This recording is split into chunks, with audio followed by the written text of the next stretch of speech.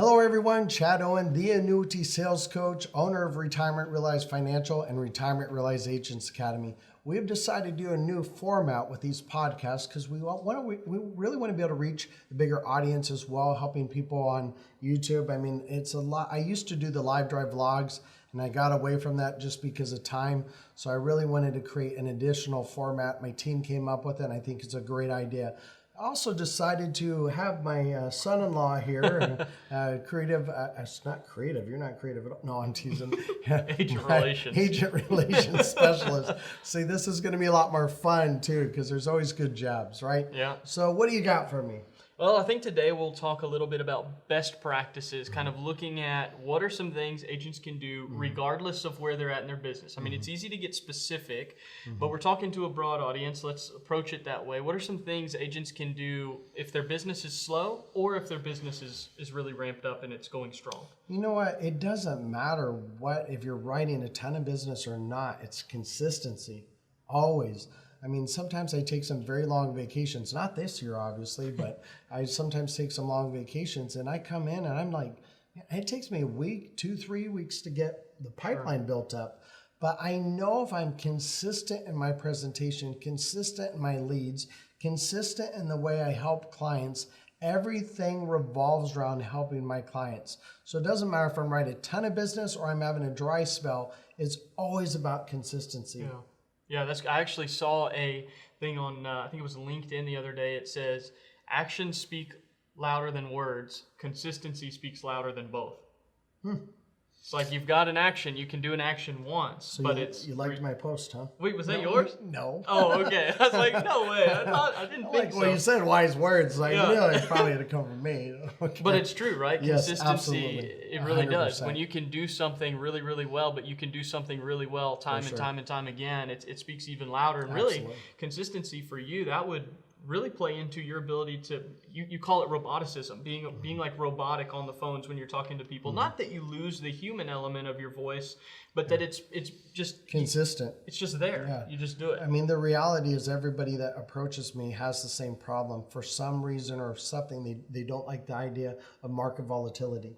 So they have concerns about that. Now, whether they move forward, that's up to them. But they usually approach because they don't like something that's going on with their retirement.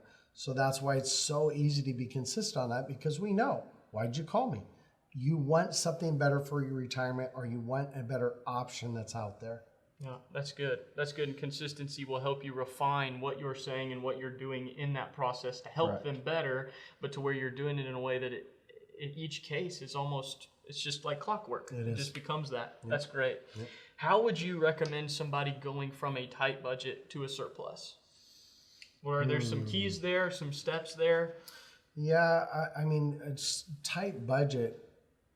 Honestly, it's very rare I know of someone that has a tight budget.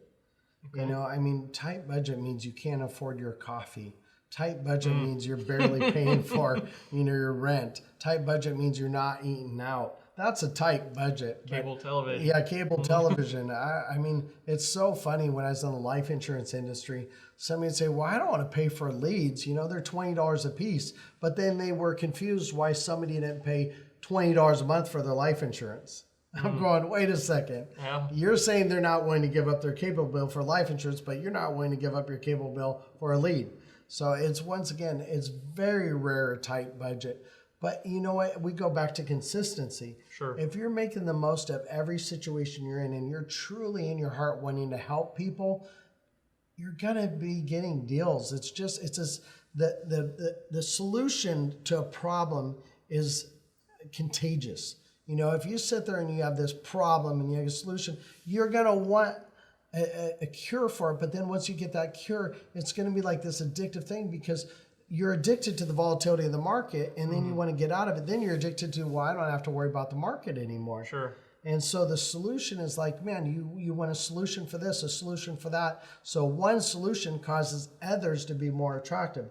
So in other words, you have market volatility. So what's the solution? Safety and security. What does that do? Protect your money for the rest of your life. What does that do? Protect your income for the rest of your life. What does that do? Give you peace of mind where you're out on a vacation or something, retired, and you don't have to worry about where the market is. Yeah. So it's that same cycle that goes on where You just go, you find a problem, you find the solution. You find a problem, you find the solution. All of our products are consistent enough to where we're going to know what safety and security is and what's best for them. That's what it comes down to. Sure, and it seems like the longer you do it, the more common certain problems become. I mean, it becomes a deal, like you say, with consistency.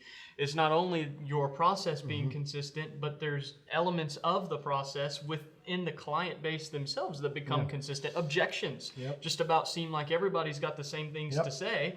So it's just clockwork there. I hate annuities. Which of the 9 do you not like? I use 2 of them. You know, I'm not a big variable person. I don't think you need to risk money. I don't think you need to pay high fees. Sure. But if they want to do it, it's their money, their decision. I'm not going to tell them not to or to. But if you're telling me you want safety and security, you have to pick something that matches that. So yeah, it's the same thing every time. That's good. That's good. So there's just consistency throughout. Love it. Yes. Where would you tell somebody to start if they were just getting into the industry? What are some of the first things they need to do practically? Definitely sign up for our inner circle first. And that's an absolute must. No, I mean, it's getting to become an expert in what you do. And when it comes down to it, I see people test their knowledge on their clients. Well, wait a second, what are you doing? You're learning how to do this on somebody's retirement that's been doing this for 20 or 30 years? That doesn't make sense. Right. Become the expert. So always start off with learning your product, studying it, going in detail.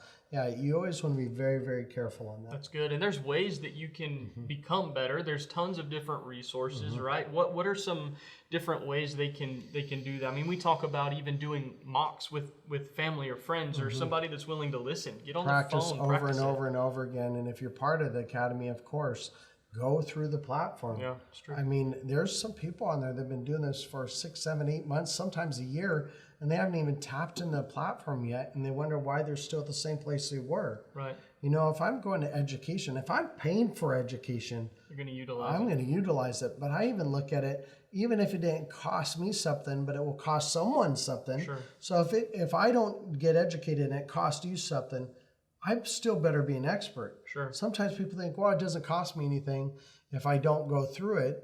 But what does it cost the person you're talking to? Yep.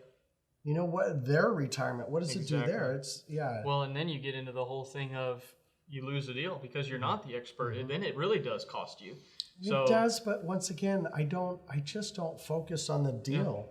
I focus on the solution. The symptom is the deal. Sure. But That's not, good. You know, I don't focus on trying to get the deal. If you're trying to truly, in your heart, do what's best for the client, the symptom is getting the deal. That's good. You know, that's really what it comes down to. Why would I sit there and focus, I need the deal, I need the deal, I need the deal? Why wouldn't it be better to just go, I need to find a solution, I need to help them. I mean, it just doesn't make sense to me when people focus on the commission, the deal. It just doesn't make sense to me. The deal is the byproduct of a helpful expert's process. 100%. That's good. I love that. Now, where can an agent practically go to get information on things like that? Can they, insurance that's companies? hard because insurance companies are great, but insurance are obviously always biased to their own products. That's true. Marketing organizations are always biased to the products they use. So this is why, you know, in our academy, it doesn't matter if you're with us or not. If you're partnered with another organization, that's fine. My number one thing is to train. I love doing this. But I talk to agents all the time. They go, well, why do you do this? Because I know if you're paying, let's say the pro level of $97 a month. Okay, so for an entire year, I got about $1,200.